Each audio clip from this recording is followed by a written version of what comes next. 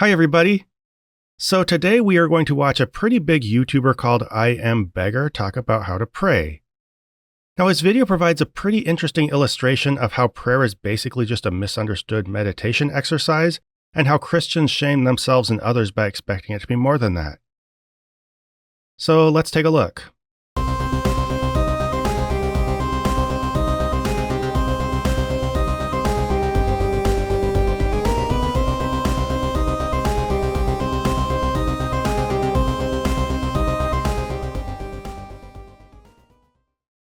You know that one person you catch on the phone and they only call you to complain or when they need something and they just spew words at you nonstop and it's all about them and it's not about you and you can't even get a word in and then they just say, okay, goodbye, click. I think that's how God sometimes feels when we pray. You know, I understand what he's getting at. And this is something Christians struggle with and mildly chastise themselves about.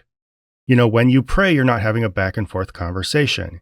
You're just kind of blabbing on, and there's this perception that you're just not letting God get a word in edgewise. Now, I want to add on a personal level that I gave a lot of thought to issues like these, because when I was a Christian, I had a period of time when I was really into prayer. Now, I'll admit it was a relatively short period of time.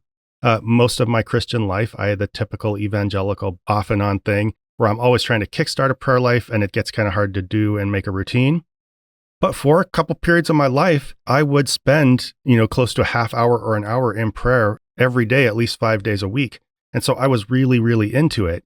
And I did reflect a lot on what that was to me, what I was putting into it and what I should expect to get out of it. And I struggled with understanding my relationship with God and sometimes feeling shame when it didn't seem like anything was coming of it. And honestly, this is tough. And one of the biggest challenges, and I'm not saying this with any kind of sarcasm, is the apparent lack of communication with God or just any sign that he's there with you. Like, I don't know how to say this without sounding sarcastic at all, but it is a reality for Christians trying to pray. You're kind of starting, even as a Christian, just starting from square one, walking into an empty room, and from the ground up, trying to build this feeling of having a conversation and making that feel like a meaningful relationship. That's incredibly tricky. So again, I keep saying that I'm not being sarcastic. I'm not trying to be. There is a way I could approach this as an atheist where I make sideways jabs about God not seeming to exist. That's not what I'm going for here. That is just really a painful reality that Christians face when they're trying to pray. You might believe God exists, but you're still contending when you're trying to build your prayer life with this sense that you are alone and you're trying to start and hold a conversation alone. That's really challenging. And this is all going to be a big part of how IMBeggar describes prayer and the challenges surrounding it. Now, going back to his opening remark, I think Christians blame themselves way too much for talking over God or whatever, because that's really not what's happening here. And so his analogy of you picking up your phone and calling somebody and just talking so they can't get a word in edgewise is really pretty inappropriate. It would be more accurate to compare it to calling someone up, starting to talk, waiting, and they just sit there in dead silence. And so you kind of keep talking just to fill the empty air. I think that's more appropriate. Because think about it. When you pray, you're just sitting there in silence. If you went to pray and you were like, "Dear Lord, how's it going?" And God's like, "Hey, my child, I'm glad you showed up." And he starts just chatting with you, giving you all kinds of reassurances of his love, divine wisdom that you couldn't have gotten anywhere else. Would you sit there talking over him just because you don't want to hear him talk? No, this is really silly. So it's clear he's putting the blame in the wrong place. I kind of get what they're getting at, and I think Christians think that you need to kind of still yourself and try to hear his voice. But it's not that you don't want to hear his voice if you keep talking. It's just more of a challenge of knowing how to do it. In fact, IMBeggar talks about this challenge in this and other videos. So then why the blame? Why, when you know this is a challenge, dump on people for trying to talk over God? Well, I think the motivation is actually kind of clear once you think about it. To really face up to why people just keep talking, you get uncomfortably close to a natural explanation for what prayer is, to the fact that really you're just sitting there in an empty room and God's not talking back, and that when you try to create all the conversation on your own, you're just filling empty space as if you're meditating. Christians don't want to own up to that. They don't want to get too close to those naturalistic explanations. And so they waver between advice on how to create an entire conversation in an empty room and blame for the fact that you're doing just that because God doesn't talk back to you. So really, I'd want to boil this all down to a couple thoughts as we go on. First, if you're a Christian watching this, don't feel ashamed for how you pray. You may walk away from this video still a Christian, and that's fine. I'm not here to make fun of you for praying or for the measures you take to try to make it work. I've been there, and I know you're doing your sincere best to do something you've been taught is a core virtue in a meaningful way. Just take it easy on yourself. Recognize that what you're doing is daunting, and you're not doing anything selfish or egocentric when you do all the talking. And second, as IMBeggar goes on, we're going to see that his advice for prayer aligns very closely with what you do to achieve some kind of meditative state if God did not exist. Does this mean we can know he doesn't? Of course not. But I think it's worth honestly exploring what it means if prayer only works if you have to do it in a way that aligns with God's non-existence. At the very least, you can ease up on yourself a little for having trouble doing it. But anyway, that was a lot. I just wanted to settle that context. And now back to IMBeggar's advice. And if you're anything like me, prayer can fall into 4 categories. Either it's dry and stale like a dried out old bagel, or we say the same things over and over again like a broken record, or we treat God like some giant vending machine in the sky where I put a little something in and get a little something out. Or worse, prayer becomes the most annoying chore or obligation possible, like vacuuming the entire house when it's 9,000 degrees outside.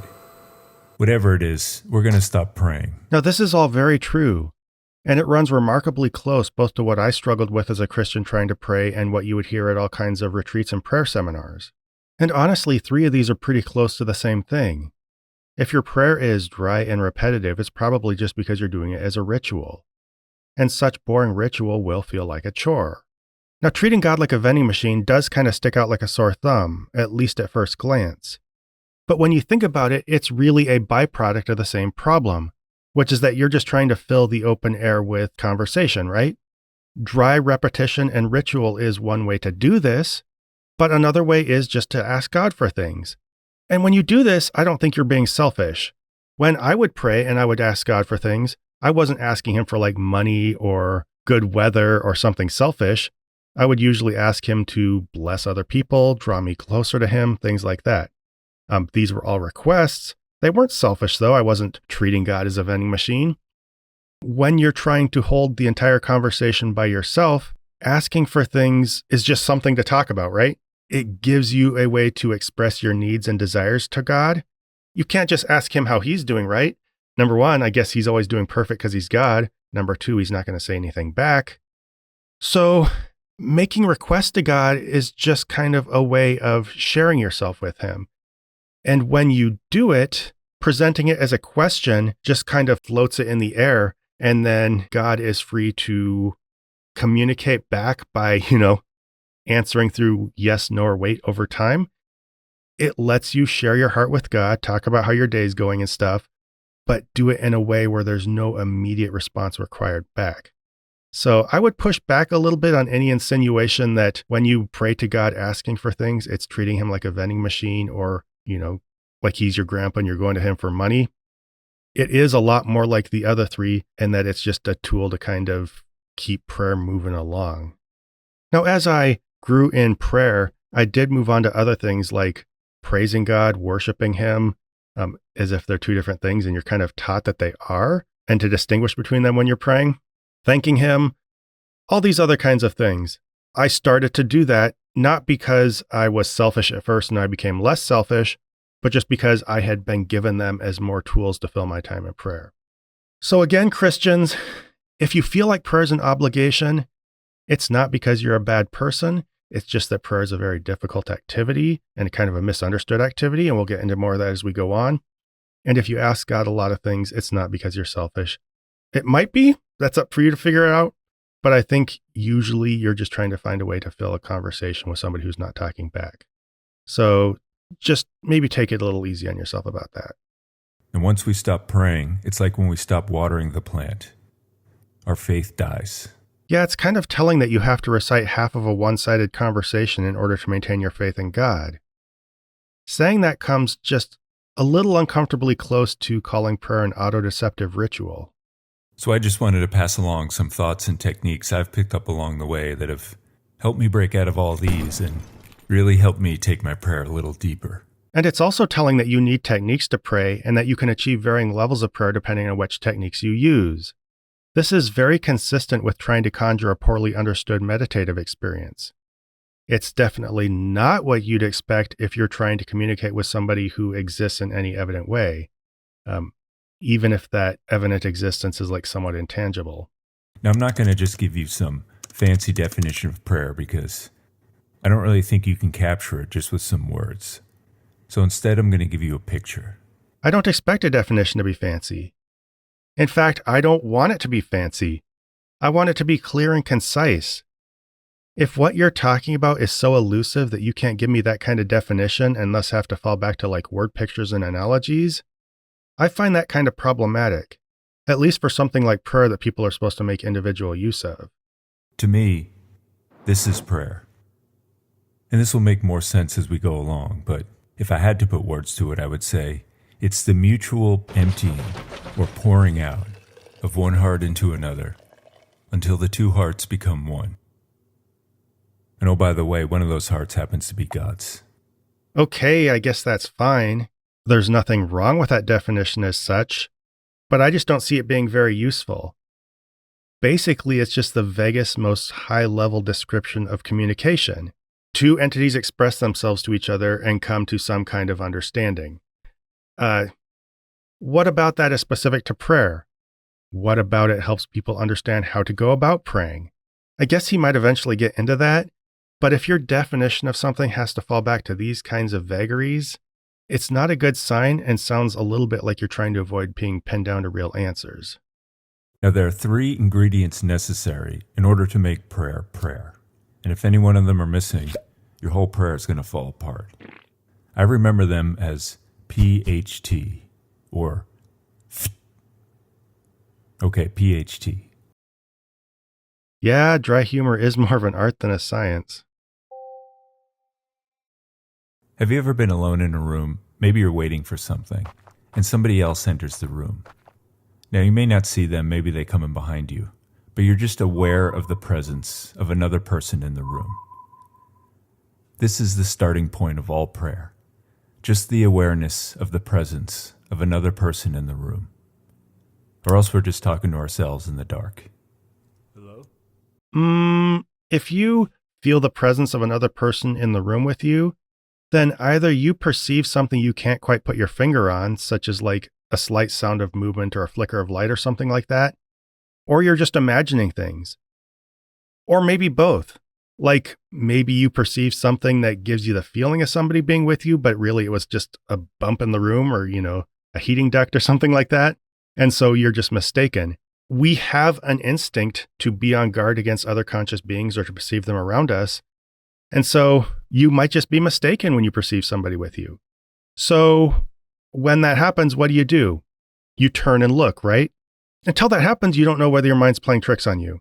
And it's interesting that IMBeggar freeze frames on this one moment of uncertainty where you feel like something's there but aren't sure, and calls this being aware of a presence. Not perceiving a presence, being aware of a presence, which presupposes it's there. This is where his video takes a turn from generic commentary on prayer to walking you through what amounts to guided meditation. Basically, if you get yourself into an empty room, quiet your mind, calm yourself, and then start to picture things, you can give yourself the feeling of being near them. Like you can picture yourself in a peaceful field with a babbling brook nearby or something like that. And you can give yourself a feeling that mimics that. What he's doing here is having you reproduce that feeling of being near another person. The trick is, by comparing it to a feeling that you get when a person walks into the room behind you but you don't see them yet, he's trying to make you not be self-aware of the fact that you're conjuring the feeling of presence, but he's trying to make you think that you are actually experiencing a presence. And that's where this gets tricky. And this is where he starts to train Christians to misunderstand what is essentially just a guided meditation experience. In short, this is where I see IMBeggar starting to tell on himself, and on the idea of experiential prayer in general. By helping Christians achieve a state of meditation that they can understand as prayer, he's coming just a little too close to explicitly giving a naturalistic explanation for prayer. The greatest line I've ever heard about prayer, and of course I don't remember who wrote it, was, "God hears our hearts, not our words." I'm going to say that again. God hears our hearts, not our words. So he's not a vending machine, he's a stethoscope. So can we all please just forget about am I saying the right thing or using the right words and just get down to the core? What's going on in my heart? If we can speak heart, we can speak God's language. And if we flip that around, we have to learn how to listen to God's heart inside my own heart. And not for any words or feelings or signs, but in very subtle and gentle inspirations or movements in my heart, and those aha moments of clarity in my soul. And once we master this very delicate language of heart, that's when we're talking to God. At a glance, this just sounds like puffed up sentiment. But if I were to give it the credit of actually meaning anything, I would say that he's just further describing steps in meditation. Basically, just quiet yourself and get in tune with thoughts and feelings that are being drowned out by a busy mind. It sounds like he wants you to see some of these as being expressed from you to God and other parts as being received from God. But really, when you think about what he's saying, you're perceiving it all internally. So still, all of this is just naturally understandable mindfulness that you could achieve through some form of meditation. Okay, you really got to bear with me on this one. Remember those old diving suits where the guy in the bottom was completely dependent on the guy in the top, and the guy in the top had to pump all the air down to the guy in the bottom, and if the guy in the bottom ever wanted to come up, he had to tug the rope and just hope and pray that the guy on top would see it and pull him up? Okay, the point is, if you're the guy in the bottom, you have to entrust your entire life into the hands of the guy in the top. Okay, dude, seriously with all this phrasing. Like for real, sometimes I think Christians do this on purpose. Even for your very next breath. Now, in a similar but totally different way, we have to 100% have that same radical trust in the guy in the top, even for our very next breath.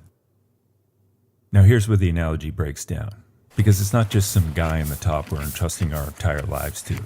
It's the God of the entire universe who loves you and me in a way that, well, we could never possibly comprehend. So really, all his advice is adding up to is telling us to approach prayer with a feeling of trust and then describing traits of God. This just sets us up with a couple more tools of guided meditation. One is a state of mind we can put ourselves into, and the other is a personality we can visualize. These two things will put you in a peaceful state of mind with a general sense of well-being. In fact, they're essential to mindfulness exercises in a pretty generic way. You put yourself into a state of mind that everything's okay, and then get yourself to feel like you are at peace with your surroundings or the universe in general. And sometimes this is connected with some feeling of a higher power or something like that. Now, you can easily do this with a naturalistic sense of what you're doing. I've done it with a naturalistic sense of what I'm doing. You can recognize that a lot of the terminology you're using is metaphorical and that you're just achieving a state of mind, basically. But a lot of people do attach mysticism to it. You know, they see it in terms of actual literal energies and chakras and higher beings and stuff like that. IMBeggar is essentially doing the same thing. He's mystifying the experience, but doing it in Christian terms. So you're not visualizing a general sense of well-being or coming to peace with the universe. You're achieving a state of peace with God instead. So here's the question. Why would you need to approach an actual God with what amounts to meditation exercises? In any other relationship, the nature of the person as expressed to you is your foundation for trusting them, right? But in this, the roles are reversed, or the process is reversed. Both, I guess, actually. You have to come to your own internalized sense of trust in God, just based on assumptions that he can be trusted and that he exists. And then in order to do that, then you can start communicating with him. It's completely backward. Now, you can say that God by nature is different and he needs to be communicated with differently. I guess that's fine. But I still think there is some basic essential thing where you hear directly from something or somebody, have them express themselves to you, establish the pattern of who they are, and then you trust. When you have to trust in order to get that communication, it's kind of a telltale sign that what you're actually doing is, something humans instructed you to do to misunderstand your own meditative experiences, I guess. Now, he's going to go on to keep describing this in terms I find kind of redundant, but I'm going to let it play out because what he says here is going to get interesting in a minute. Listen to these lines. The whole universe before the Lord is a grain of sand, a drop of morning dew. But not one tiny sparrow falls to the ground without God knowing it. And even the hairs on your head are numbered. So don't be afraid. You're worth more than all the sparrows. And yes, I paraphrase. This is who we're in the presence of. This is who I empty my entire heart to. This is who I entrust my next breath to. Now, it's very important to prepare before we pray, because remember, we're in the presence of the God of the universe. Okay, that was a lot of P's. Not so many that I would have noticed if you hadn't brought it up, but all right. I think this whole thing might have worked better if you had maintained the rhythm of your alliteration and not left the last P floating off by itself. But whatever. Again, dry humor's an art, not a science. Keep this in mind. To the degree in which I make myself present to God, to that same degree, God will make himself present to me.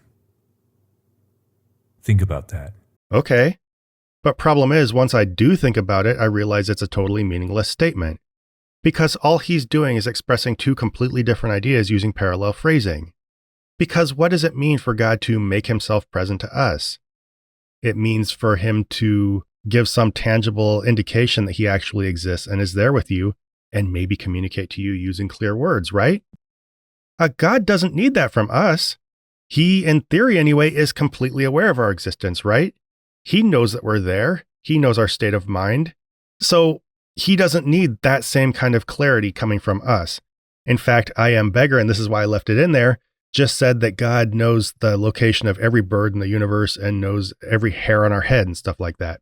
So he doesn't need that kind of clarity from us. He doesn't need to know that we exist. He doesn't need to sit there in an empty room by himself and guess about what our thoughts and desires and words are to him. So what does it mean for us to be open to God? Maybe have an open attitude to him? I don't know, maybe. But here's the problem. Why is you having some kind of attitude a prerequisite for him, showing you that he exists and he's there with you? Again, like I said, this kind of gets everything backward. Why can't the two of you communicate clearly in an exchange of obviously expressed ideas? Both of you make your presence known to each other, and then from there, you can establish whatever attitude you have toward each other. This is more logical. This is more mutually respectful between both parties. And also, the attitude you have toward God is going to mean a lot more if it comes from something he expressed to you directly versus something that Christians just told you should feel toward him, right? It makes a lot more sense in all ways, I think anyway. But the reason it has to work the way IMBeggar suggests is that he's using a description of you and God being mutually available to each other to paint over an obvious fact, which is that you have to get yourself into a state of mind to conjure some meager feeling of his presence. And if you watch how you're supposed to do this, it becomes incredibly obvious. So I like to find a quiet, dark spot, feet on the ground, palms open, ready to receive. Posture is important because our body is the manifestation of our soul. So if our body's open, our soul's open.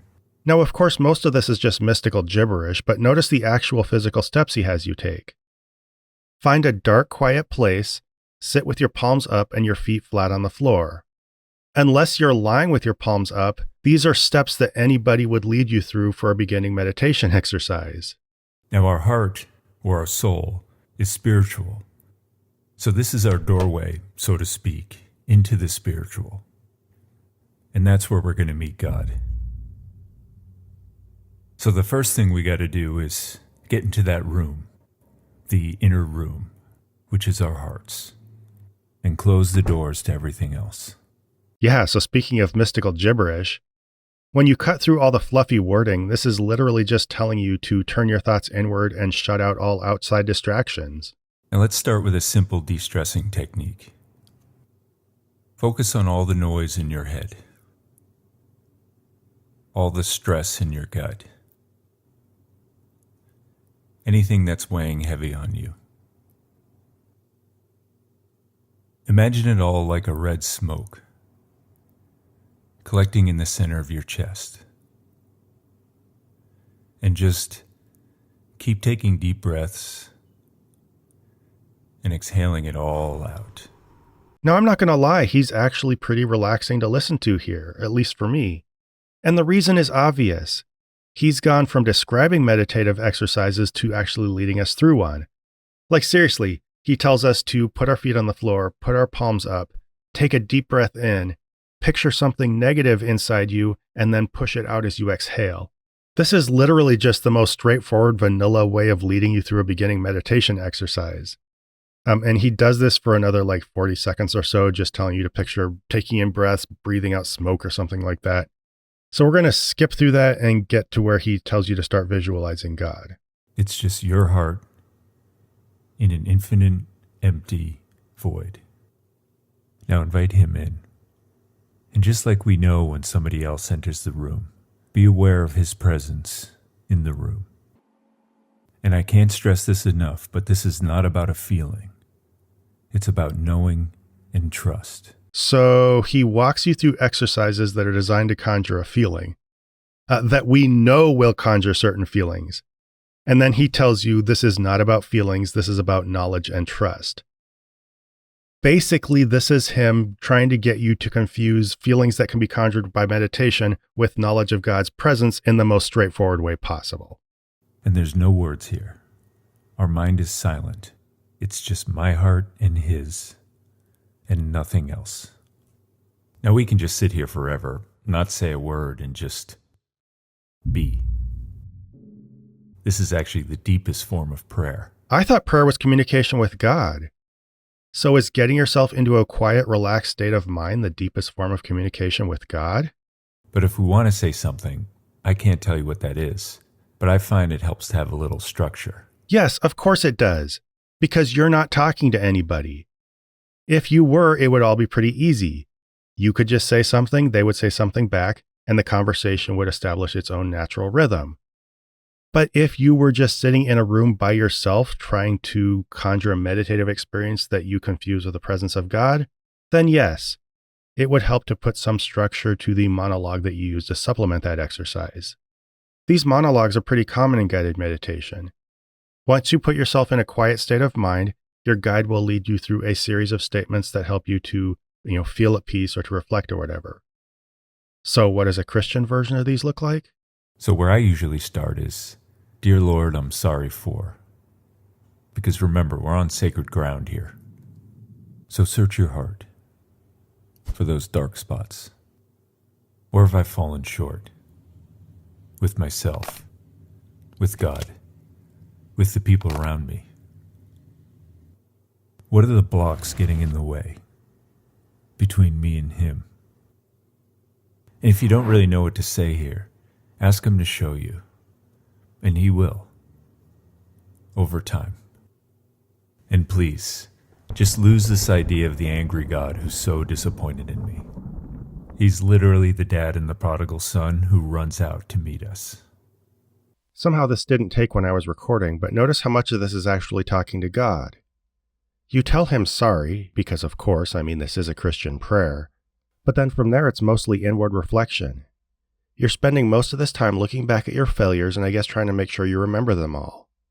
You do technically ask God to reveal them, but again, I'd contrast this with actual conversation. If you were talking to God and he was talking back, you could easily say, "Hey God, what did I do wrong?" And he could say, "You were prideful and looked at a woman with lust," or whatever. Pretty quick, easy conversation unless you need God to expound on details. But IMBeggar says that God will reveal your sins over time, presumably as you sit in further prayer. So what he's describing is just further self-reflection, except you interpret whatever comes to your mind as coming from God. You're not having a conversation. You're being still and trying to hear your own thoughts. Now that's not a bad thing, but I'd suggest maybe trying to understand what your thoughts are instead of mistaking them for the voice of a deity. As we move through these other steps, let's keep an eye out for what's actual conversation with God and what's just reflection while in a state of meditation, or at least what conveniently parallels that. First is praying for others. Next, let's pray for each other. We're all suffering something, on the inside, on the outside, or both. So first he sets some context by reminding you that everybody suffers. And think big. There are no limitations. Think of all of us who are struggling out there. The sick, the dying, or those of us who have lost hope. And with that in mind, he tells you to sit and reflect on people who have suffered. Now, this can sound simply depressing, but I think it does have a valid purpose in extending your empathy to others around you and, kind of understanding what other people go through. And think of the overall balance of good and evil in our world, in our hearts. So sit and reflect on what prompts us to make positive and negative decisions. I don't think it's really so important about what we say, because he already knows. Yeah, so not only is everything he describes internal reflection and mindfulness, but he actually de-emphasizes speaking to God, which is the one thing that prayer is by definition. It's about, do I mean it, and do I trust that he can do something about it? Do I mean what? Literally, he never described any coherent thought that this it could be referring back to. He just told you to reflect on suffering and good and evil. And so none of this amounts to any message that you're trying to present to God. It's just your own internal thoughts and reflections. So it sounds like he's just trying to get you to confuse your personal internal attitudes that you conjure up as you're meditating as a message toward God that's so abstract you don't even know about it, I guess. And in last place, we pray for ourselves. Jesus says very tenderly, tell me your fears, as simply as you can. This goes into a spell of slow-paced repetition where you're supposed to tell Jesus your wants and fears and sorrows and joys and stuff like that. So basically just being in tune with these parts of yourself and reciting them to yourself. Again, more meditation. And if the naturalistic function of this isn't clear enough, listen to how he sums it up. Now I've found, the more we tell him about our fears, the more those fears lose their teeth, until we're just not afraid of them anymore. Now, this is just describing how your fears become more manageable when you look directly at them and identify them. Now, he tells you to tell it to Jesus, but the actual effect comes from you hearing yourself say it. Again, a naturalistic meditation exercise. Hell, doing this is the most famous line from Dune. So again, what makes this uniquely prayer? It's just a coping mechanism for coming to terms with your fears. And it's important to know the difference between what I want and what I need. And remember, Jesus is way more concerned about our spiritual welfare than our material welfare. As with everything else, this is handy because your spiritual welfare is so abstract that there's no way to tell whether praying has helped God improve it, right? Even more handy, the only real things that the word spiritual welfare could actually describe are your state of mind and emotional health. So if you pray and your spiritual welfare improves, that's basically the same as if you meditate and your state of mind improves. So after I ask him for all the things I think I need, I usually just say, Lord, you know what I need better than I do. That's what I want. And after I ask him for all the things I think I want, I say, Lord, if this desire is from you, then let it be done. If not, then please remove it from my heart. Either way, we're covered. Yeah, either way, you're covered. This is the most unintentionally self-aware thing said in this entire video. You pray, and since God doesn't seem to interact with you in any real way, since natural reality is just going to kind of keep plodding along, you just pray that whatever you want is going to happen or not happen. Yeah. So literally anything can happen and God answered your prayer. Either way, you're covered. As old-time YouTuber God is Imaginary said, this is the same thing that happens when you pray to a jug of milk. So if God answers prayers the same way a jug of milk answers prayers, shouldn't that tell you something? God isn't doing anything. You're doing all the work of interpreting everything that happens as an answer to prayer. And the more we do this sincerely, the more we're going to find there's really only one thing that I need and want. And finally, and this is probably the most important part, we just say thank you. You don't have to use any fancy words. Just say it in your own words, from your heart, and mean it. And then I always close simply by saying, Lord, I know you can do all things. Yeah, as long as your expectations of what God can do look identical to the random unfolding of natural reality, then sure, God can do all things. This last part is just putting yourself into a state of gratitude for whatever the universe gives you. Again, just meditation. If we're being honest, sometimes we just don't want to pray. And a lot of it has to do with all these things, but these are just the symptoms. I think what it really comes down to, and believe me, I'm talking to myself here, is, do I really love God? And do I really believe He's a living person I can talk to, who hears me, who really loves me? Because if I do, then what better things could I possibly be doing with my time on this tiny little planet than spending a few moments every day hanging out and talking with the God of the universe? Now, as I said at the beginning, this puts a big burden on the Christian. It turns any hesitancy to pray into some horrible lack of interest in their Heavenly Father, kind of a big ol' slap in his face. But notice what's built into this requirement. And I mean explicitly by IMBeggar.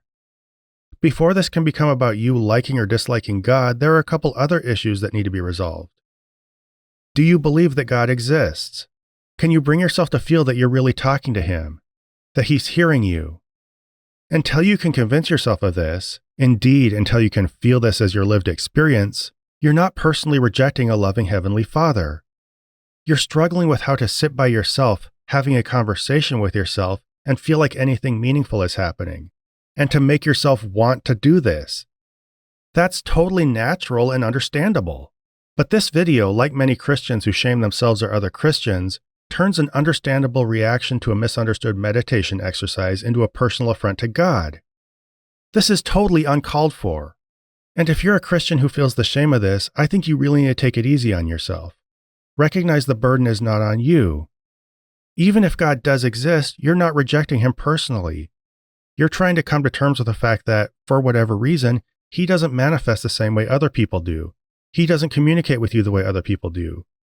Recognizing that this is the actual problem is the first step in resolving it. Basically, you're being asked to meditate. As I've explained over and over, everything IMBeggar describes is just guided meditation activities. And meditation is not easy. Sure, it can be good. It can feel really nice. It can put you in a calm state of mind. But it's, number one, not easy to get started on, which is why people have to guide you through it at first. And also, it does take a solid attention span to get yourself going. We don't by instinct just sit and calm ourselves and quiet our minds. We tend to be busy and active, especially in our society. So meditation just isn't really easy to get into, and that's why a lot of people don't do it. So I'd encourage you to recognize the task you're being asked to do for what it is. Approach it as a meditation exercise. Recognize that you are sitting still, interacting with your own mind, just trying to calm yourself and reflect, and set your expectations both of yourself and of the exercise accordingly. Don't feel guilty if it's not, something completely different. If things go wrong, if there are hitches in it, that's not you failing to connect with God. That's just natural speed bumps as you're trying to sit and reflect. But on the other hand, pretending that you're actually having a conversation with an actual God might validate your religious beliefs, but it sets you up for a lot of missteps and confused expectations. That's why you don't want to pray. It's not because you're a bad Christian or you treat God like a vending machine. It's because people are sending you in to meditate with instructions for having a two-way conversation. And that's just not doing you any favors.